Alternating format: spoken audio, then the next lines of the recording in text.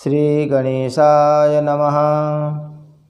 वागर्थाविव संपृक्तौ वागर्थ प्रतिपत्तये जगतः पितरौ वन्दे पार्वती परमेश्वरौ।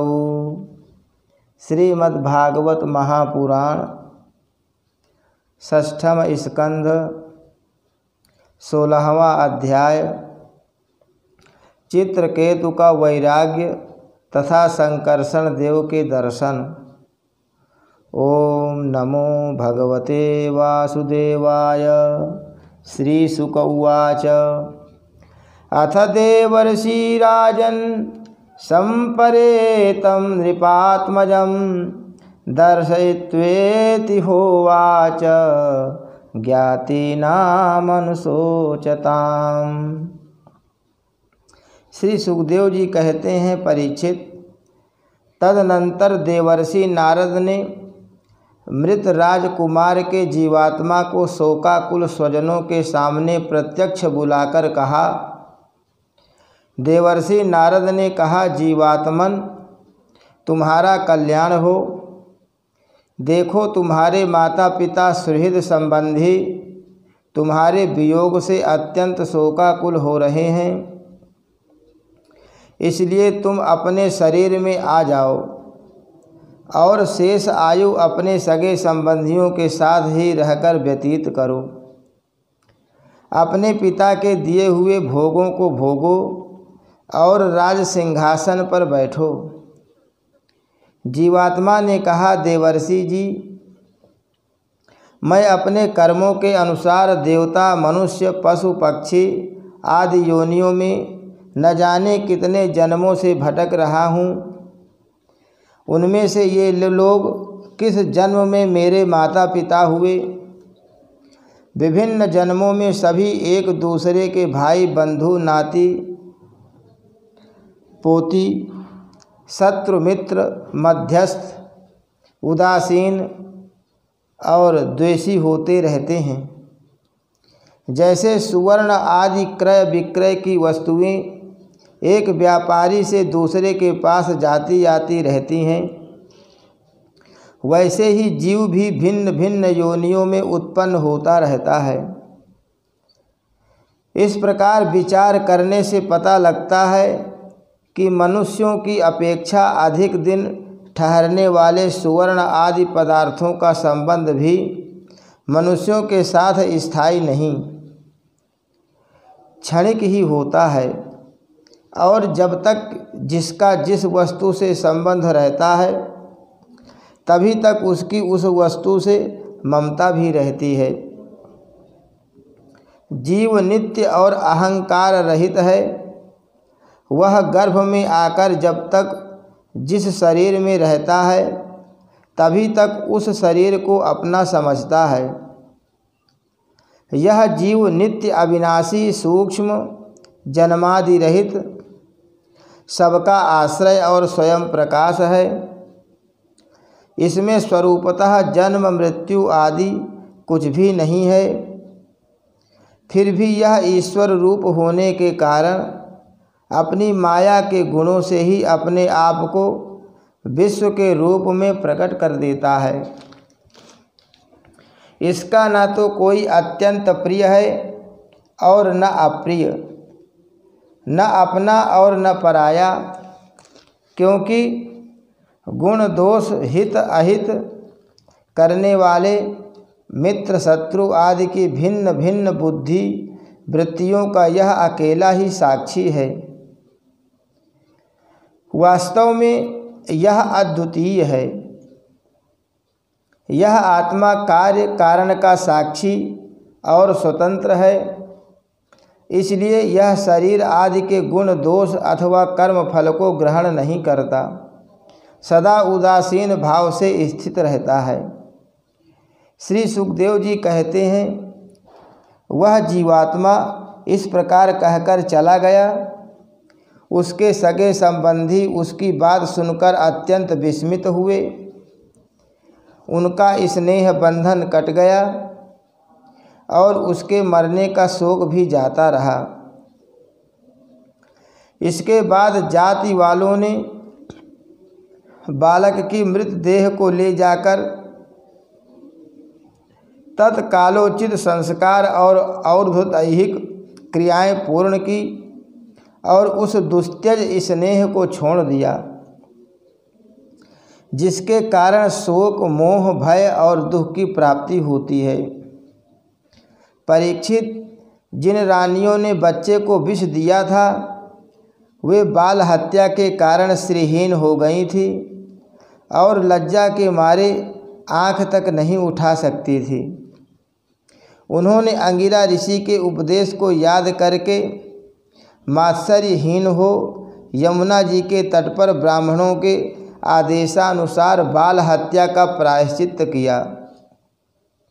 परीक्षित, इस प्रकार अंगिरा और नारद जी के उपदेश से विवेक बुद्धि जागृत हो जाने के कारण राजा चित्रकेतु घर गृहस्थी के अंधेरे कुएं से उसी प्रकार बाहर निकल पड़े जैसे कोई हाथी तालाब के कीचड़ से निकल आए। उन्होंने यमुना जी में विधिपूर्वक स्नान करके तर्पण आदि धार्मिक क्रियाएं की। तदनंतर संयतेंद्रिय और मौन होकर उन्होंने देवर्षि नारद और महर्षि अंगिरा के चरणों की वंदना की।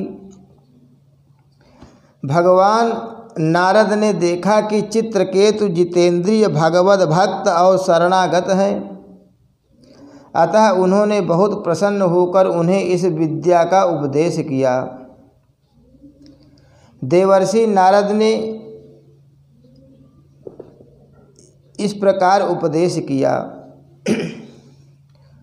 ओंकार स्वरूप भगवन, आप वासुदेव, प्रद्युम्न, अनिरुद्ध और संकर्षण के रूप में क्रमशः चित्त, बुद्धि, मन और अहंकार के अधिष्ठाता हैं। मैं आपके इस चतुर्व्यूह रूप का बार बार नमस्कार करता हूँ, बार बार नमस्कार पूर्वक ध्यान करता हूँ। आप विशुद्ध विज्ञान स्वरूप हैं। आपकी मूर्ति परमानंदमयी है। आप अपने स्वरूप भूत आनंद में ही मग्न और परम शांत हैं। द्वैत दृष्टि आपको छू तक नहीं सकती। मैं आपको नमस्कार करता हूँ। अपने स्वरूप भूत आनंद की अनुभूति से ही आपने माया जनित राग द्वेष आदि दोषों का तिरस्कार कर रखा है। मैं आपको नमस्कार करता हूँ। आप सबकी समस्त इंद्रियों के प्रेरक, परम महान और विराट स्वरूप हैं। मैं आपको नमस्कार करता हूँ। मन सहित वाणी आप तक न पहुंचकर बीच से ही लौट आती है।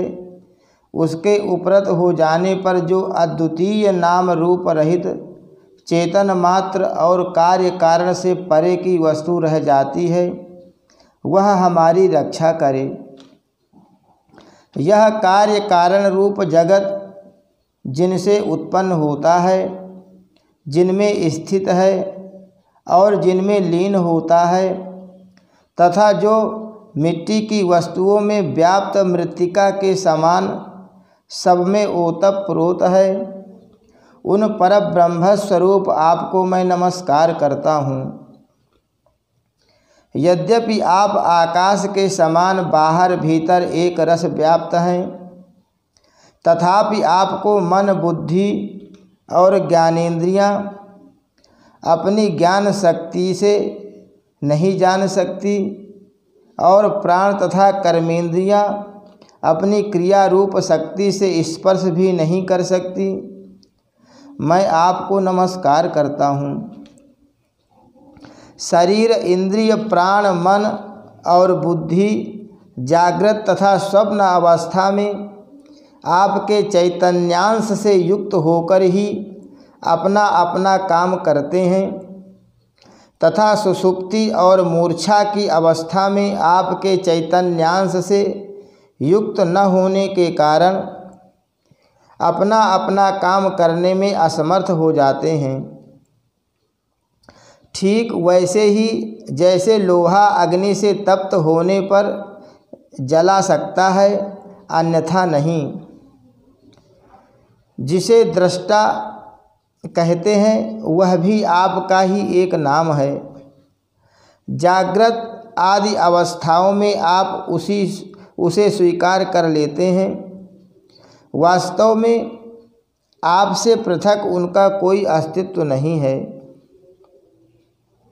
ओंकार स्वरूप महाप्रभावशाली महाविभूतिपति भगवान महापुरुष को नमस्कार है। श्रेष्ठ भक्तों का समुदाय अपने कर कमलों की कलियों से आपके युगल चरण कमलों की सेवा में संलग्न रहता है। प्रभो, आप ही सर्वश्रेष्ठ हैं। मैं आपको बार बार नमस्कार करता हूँ।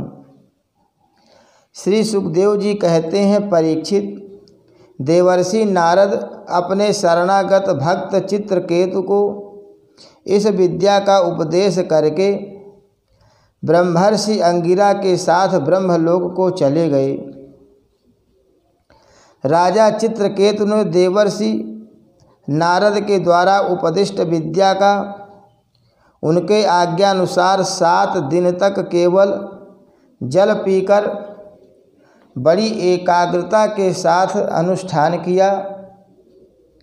तदनंतर उस विद्या के अनुष्ठान से 7 रात के पश्चात राजा चित्रकेतु को विद्याधरों का अखंड आधिपत्य प्राप्त हुआ। इसके बाद कुछ ही दिनों में इस विद्या के प्रभाव से उनका मन और भी शुद्ध हो गया। अब वे देवाधिदेव भगवान शेष जी के चरणों के समीप पहुंच गए। उन्होंने देखा कि भगवान शेष जी सिद्धेश्वरों के मंडल में विराजमान हैं। उनका शरीर कमल नाल के समान गौर वर्ण है। उस पर नीले रंग का वस्त्र फहरा रहा है।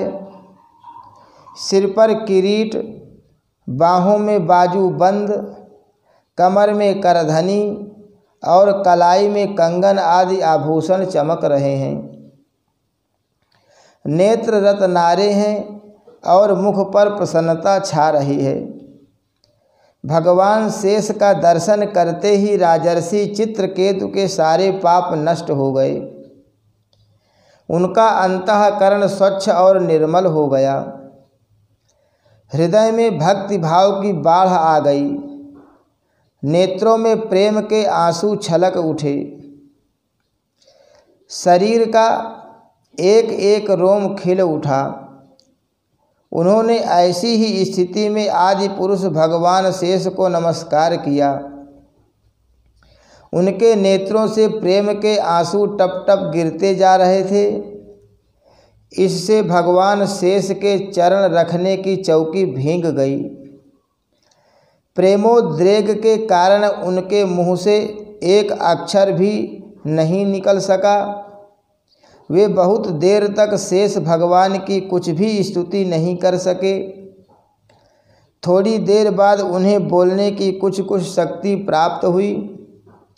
उन्होंने विवेक बुद्धि से मन को समाहित किया और संपूर्ण इंद्रियों की बाह्य वृत्ति को रोका। फिर उन जगत गुरु की, जिनके स्वरूप का पांचरात्र आदि भक्ति शास्त्रों में वर्णन किया गया है, इस प्रकार स्तुति की। चित्रकेतु ने कहा, हे अजित, जितेंद्रिय एवं समदर्शी साधुओं ने आपको जीत लिया है।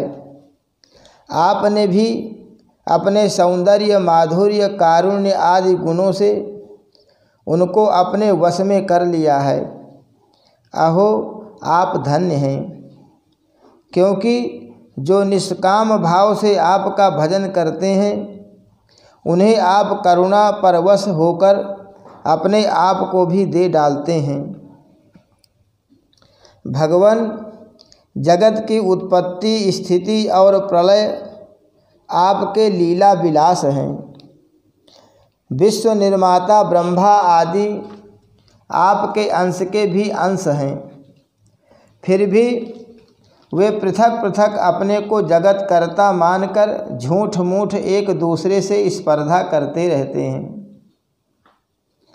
नन्हे से नन्हे परमाणु से लेकर बड़े से बड़े महत तत्व पर्यंत संपूर्ण वस्तुओं के आदि अंत और मध्य में आप ही विराजमान हैं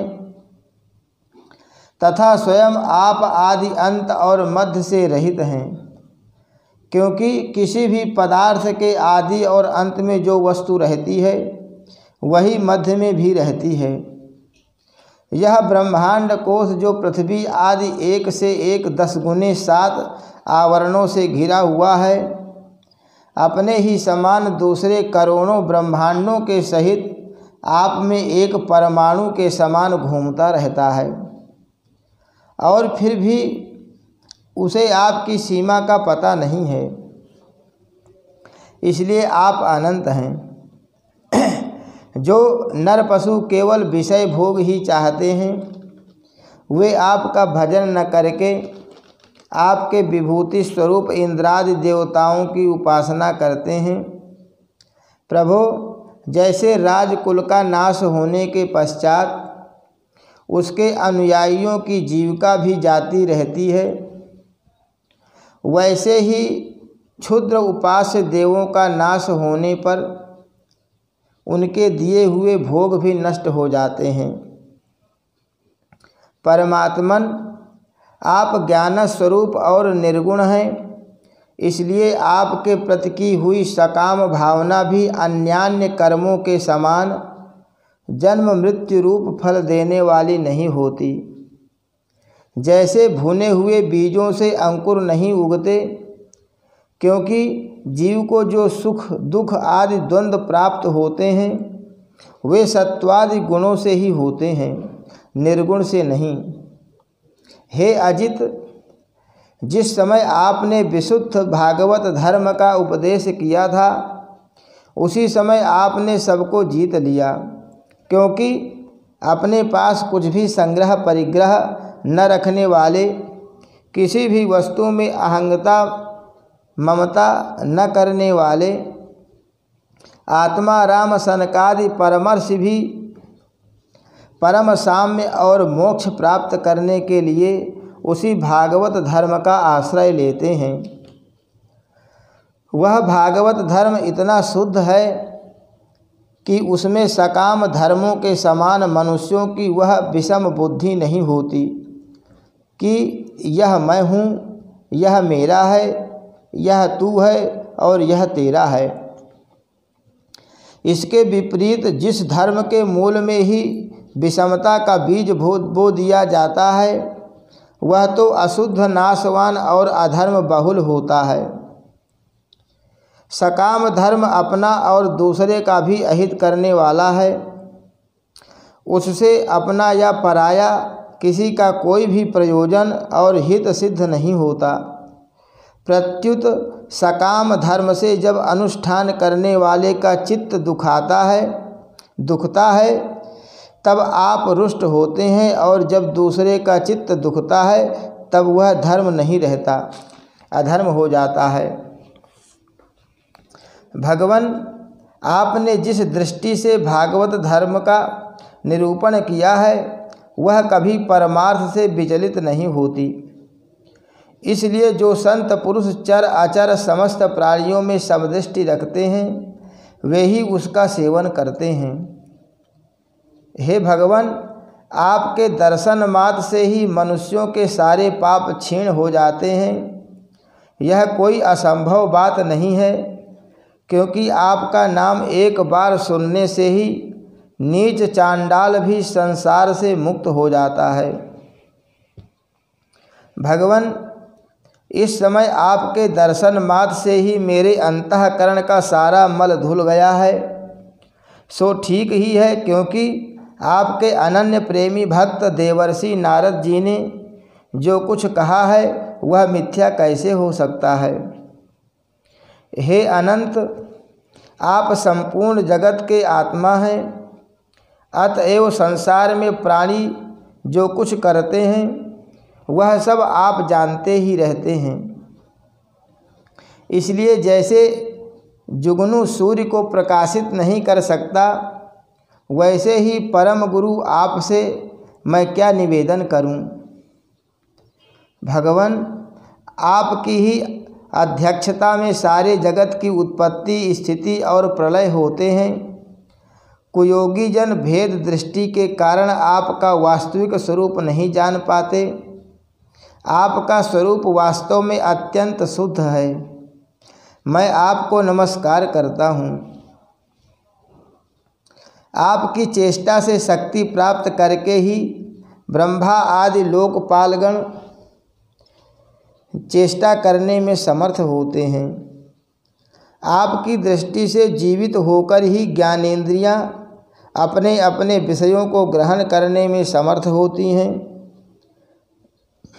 यह भूमंडल आपके सिर पर सरसों के दाने के समान जान पड़ता है। मैं आप सहस्र शीर्षा भगवान को बार बार नमस्कार करता हूँ। श्री सुखदेव जी कहते हैं, परीक्षित, जब विद्याधरों के अधिपति चित्रकेतु ने अनंत भगवान की इस प्रकार स्तुति की, तब उन्होंने प्रसन्न होकर उनसे कहा। श्री भगवान ने कहा,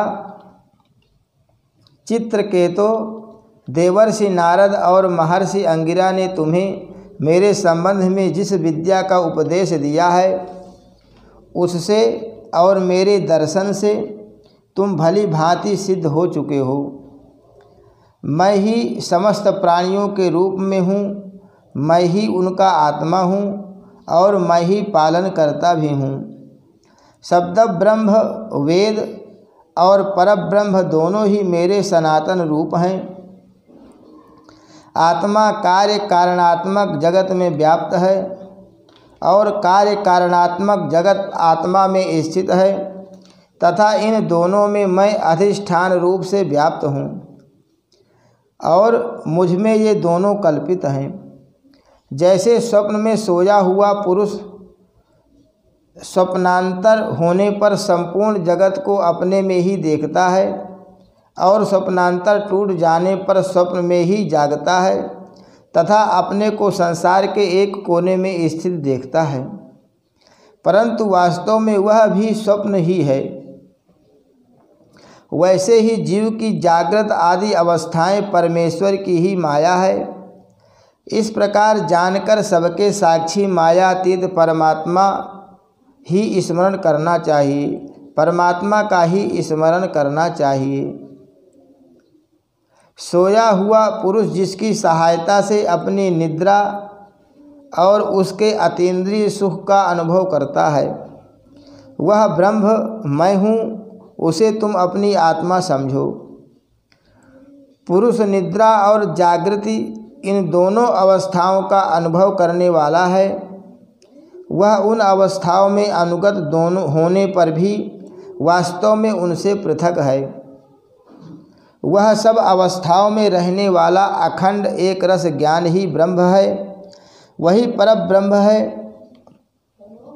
जब जीव मेरे स्वरूप को भूल जाता है, तब वह अपने को अलग मान बैठता है। इसी से उसे संसार के चक्कर में पड़ना पड़ता है और जन्म पर जन्म तथा मृत्यु पर मृत्यु प्राप्त होती है। यह मनुष्य योनि ज्ञान और विज्ञान का मूल स्रोत है। जो इसे पाकर भी अपने आत्मस्वरूप परमात्मा को नहीं जान लेता, उसे कहीं किसी भी योनि में शांति नहीं मिल सकती। राजन, सांसारिक सुख के लिए जो चेष्टाएं की जाती हैं, उनमें श्रम है, क्लेश है, और जिस परम सुख के उद्देश्य से वे की जाती हैं, उसके ठीक विपरीत परम दुख देती हैं। किंतु कर्मों से निवृत्त हो जाने में किसी प्रकार का भय नहीं है। यह सोचकर बुद्धिमान पुरुष को चाहिए कि किसी प्रकार के कर्म अथवा उनके फलों का संकल्प न करे। जगत के सभी स्त्री पुरुष इसलिए कर्म करते हैं कि उन्हें सुख मिले और उनका दुखों से पिंड छूटे, परंतु उन कर्मों से न तो उनका दुख दूर होता है और न उन्हें सुख की ही प्राप्ति होती है। जो मनुष्य अपने को बहुत बड़ा बुद्धिमान मानकर कर्म के पचड़ों में पड़े हुए हैं, उनको विपरीत फल मिलता है। यह बात समझ लेनी चाहिए। साथ ही यह भी जान लेना चाहिए कि आत्मा का स्वरूप अत्यंत सूक्ष्म है। जागृत, स्वप्न, सुषुप्ति इन तीनों अवस्थाओं तथा इनके अभिमानियों से विलक्षण है। यह जानकर इस लोक में देखे और परलोक के सुने हुए विषय भोगों से विवेक बुद्धि के द्वारा अपना पिंड छुड़ा ले और ज्ञान तथा विज्ञान में ही संतुष्ट रहकर मेरा भक्त हो जाए। जो लोग योग मार्ग का तत्व समझने में निपुण हैं, उनको भली भांति समझ लेना चाहिए कि जीव का सबसे बड़ा स्वार्थ और परमार्थ केवल इतना ही है कि वह ब्रह्म और आत्मा की एकता का अनुभव कर ले। राजन, यदि तुम मेरे इस उपदेश को सावधान होकर श्रद्धा भाव से धारण करोगे तो ज्ञान एवं विज्ञान से संपन्न होकर शीघ्र ही सिद्ध हो जाओगे। श्री सुखदेव जी कहते हैं, राजन, जगत गुरु विश्वात्मा भगवान श्री हरि चित्रकेतु को इस प्रकार समझा बुझाकर उनके सामने ही वहाँ से अंतर्धान हो गए। हरि शरणम। श्री कृष्णार्पणमस्तु।